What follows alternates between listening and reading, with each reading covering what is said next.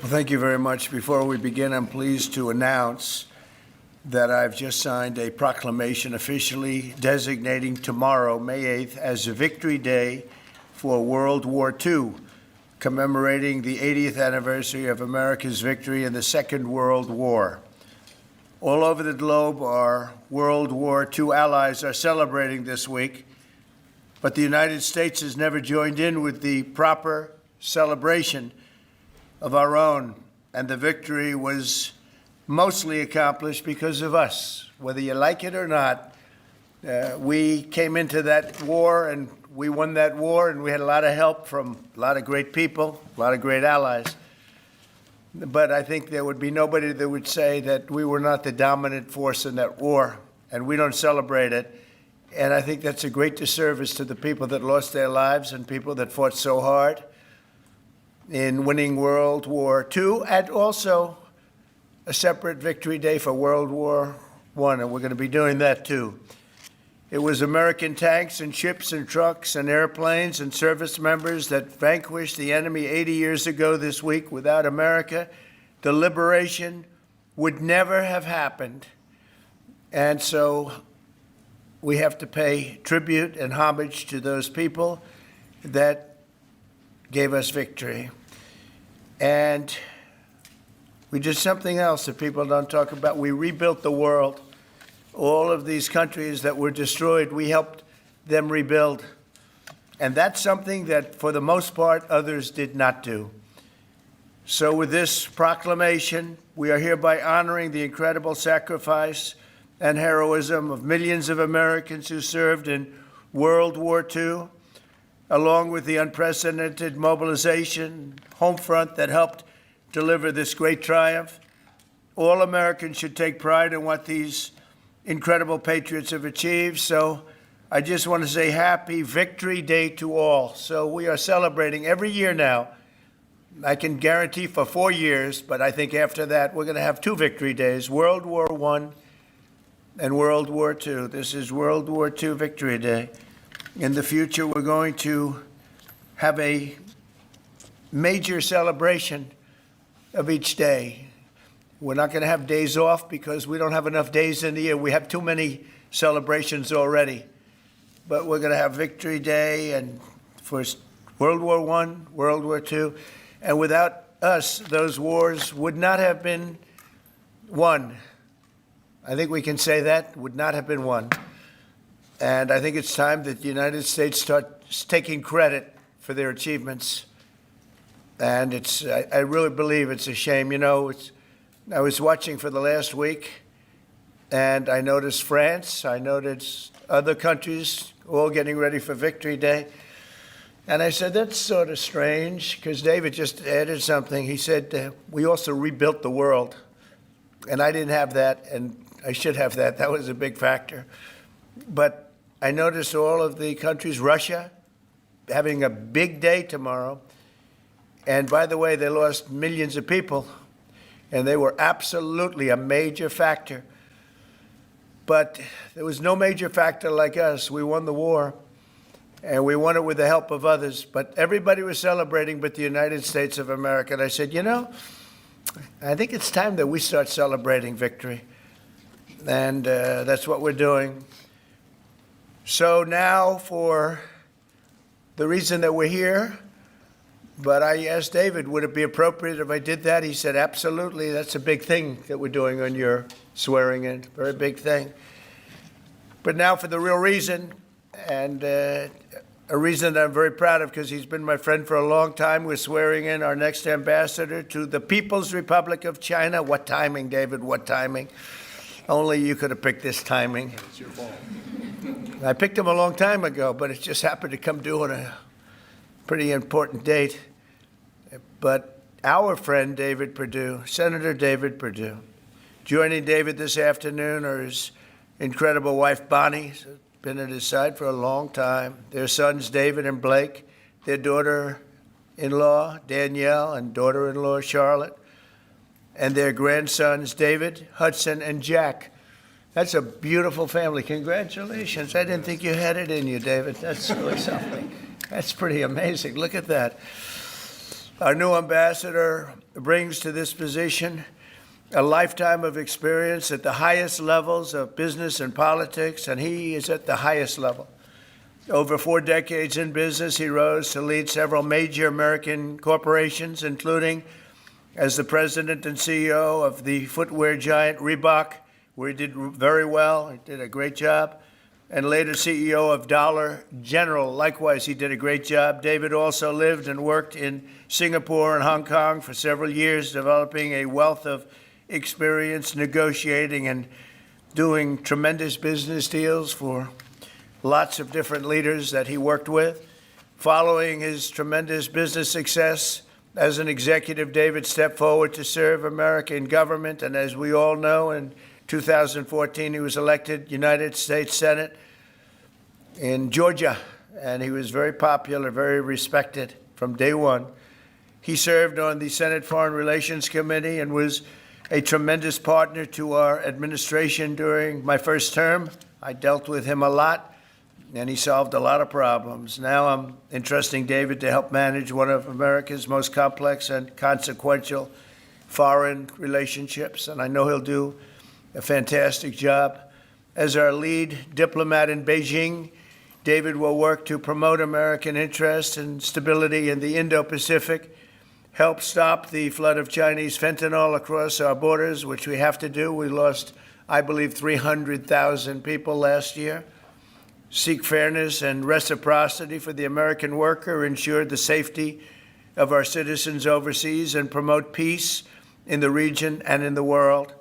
And I'm confident that he will do an exceptional job. He's an exceptional man, and make our country very proud and make our country very safe, too. So, David, I want to congratulate you. This is as big as it gets, and the timing is unbelievable, but it's time that we have somebody like this. This is a very, very extraordinary man, and you're going to do a fantastic job. And say hello to President Xi when you're over there, please, okay? Thank you very much. Marco, would you do the service? Thank you. So why don't we come? You'll stand here in the middle. Put your left hand and raise your right. Raise your right hand.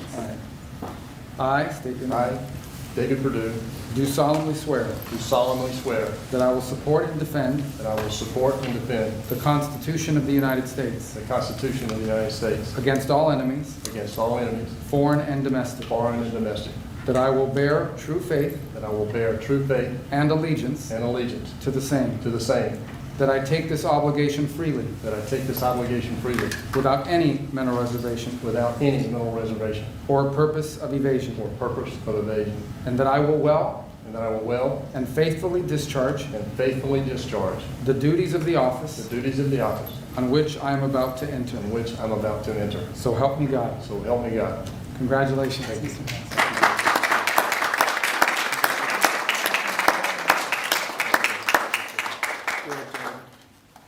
David, would you like to say something?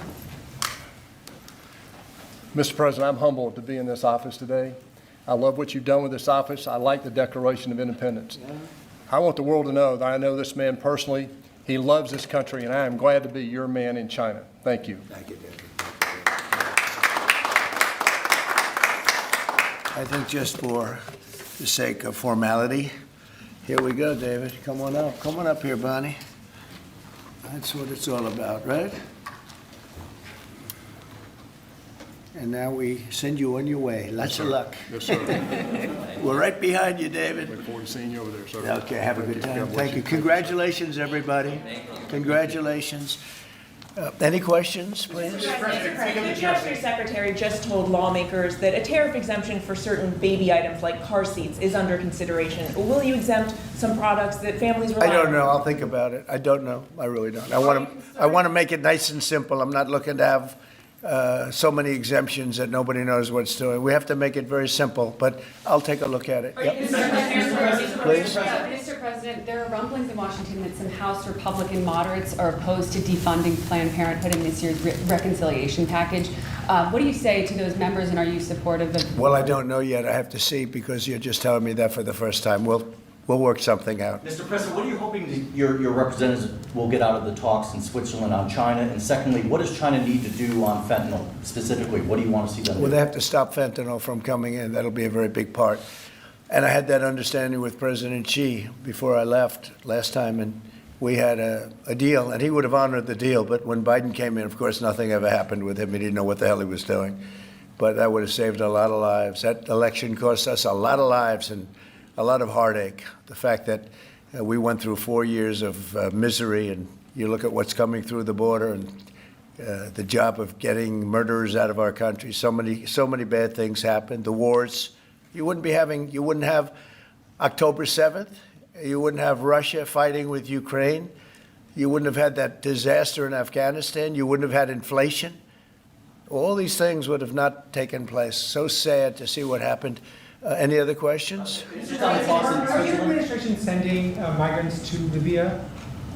I don't know. You'll have to ask Homeland Security, please. Would you support sending migrants? Would you Vice support President sending Vance migrants said to Russia was asking for too much to end the war. Given that, do you still have confidence that... When did he say that?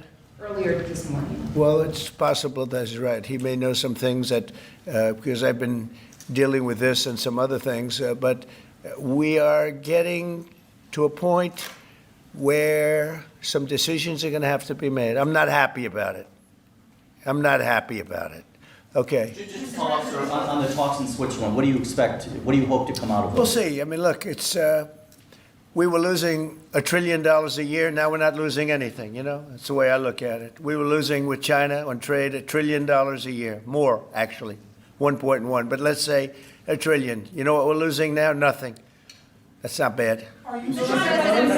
President, are you planning a new ceasefire and hostage deal proposal for Israel and Hamas before you head over to the region next week? Where? In Gaza. In Gaza.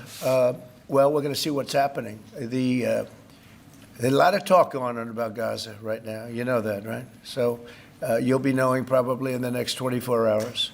Are you taking diplomatic actions between the war in India and Pakistan? What's your position? Oh, it's so terrible. My position is I get along with both. I know both very well, and I want to see them work it out. I want to see them stop. And hopefully they can stop now. They've gone tit for tat, so hopefully they can stop now. But I know both. We get along with both countries very well, good relationships with both, and I want to see it stop. And if I can do anything to help, I will be there.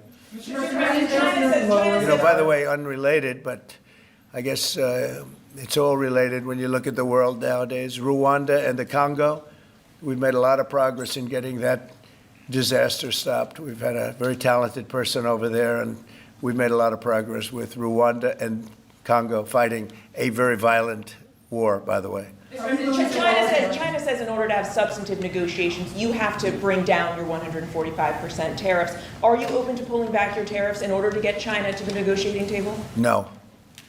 Mr. President, Senator Tillis has come out against Ed Martin as U.S. Attorney. Do you have any response to that? Well, it's disappointing because, you know, I know Eddie's very talented. Crime is down in Washington, D.C. Street crime, violent crime by 25%.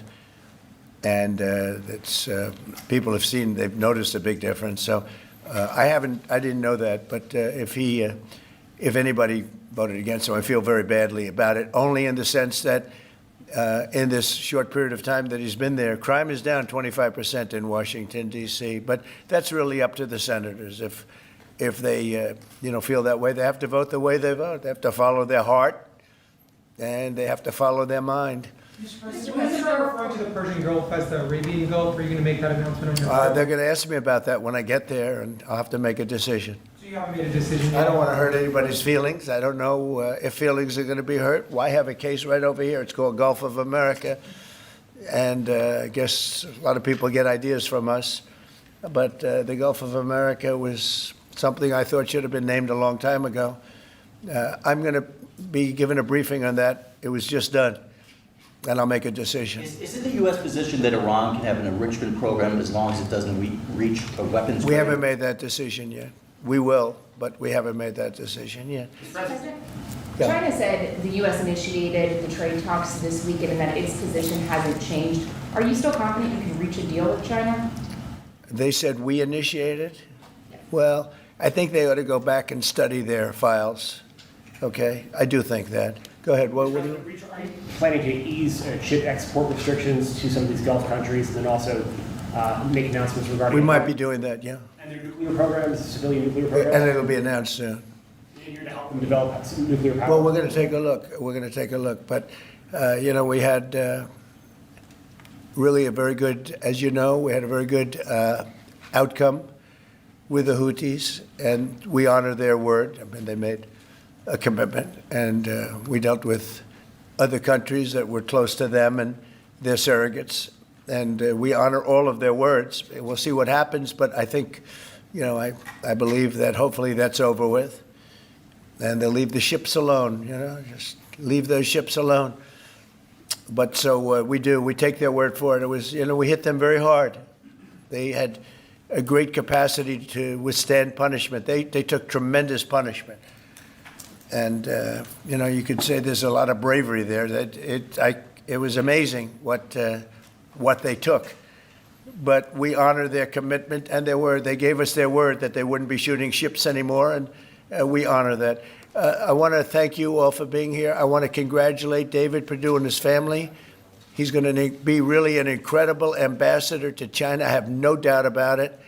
And we're going to work together very closely. Thank you all very much. Thank you. Thank you for everybody. Thanks, Thank you, guys. David.